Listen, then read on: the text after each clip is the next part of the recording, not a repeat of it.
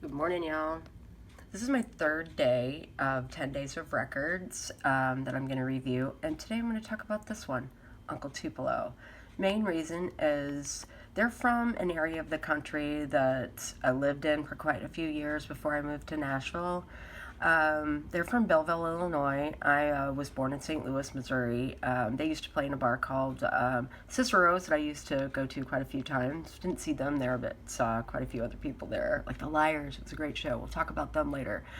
But I wanted to talk about them because this kind of kicked off a magazine called No Depression, as well as a style of music they were calling alt country. These guys were in the forefront of that. And I wanted to talk about them because I love them separately, meaning Jay Farrar and Jeff Tweedy. I think they are both extremely great songwriters. Now, I tend to fall more on the Jay Farrar side than I do with the Jeff Tweedy, but I love them both. And I kind of wanted to also mention that I was looking at Wikipedia just to find out, when and why they'd broken up. I think it was kind of like the Lennon-McCartney thing where they just weren't getting along.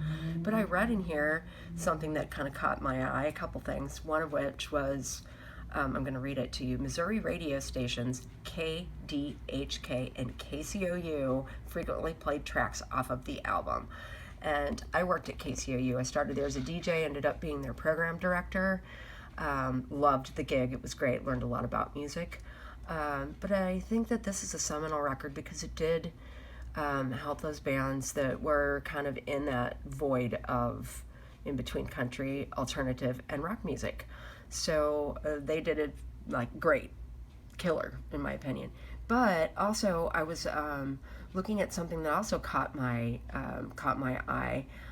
There's a reviewer that it has come across as over the years is reviewing some pretty good stuff, but he being Robert Christgau dismissed this album as a dud. Shows what he knows.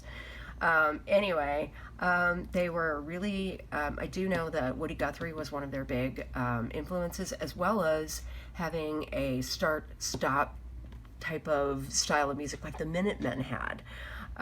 So I would highly recommend checking out this record.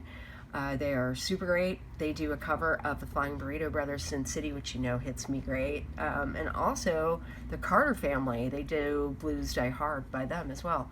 So many other covers, if I could think of them, I'd reel them off right now. But check them out. And I hope you all have a fab day, and we'll chat tomorrow for another day of records. Bye, y'all.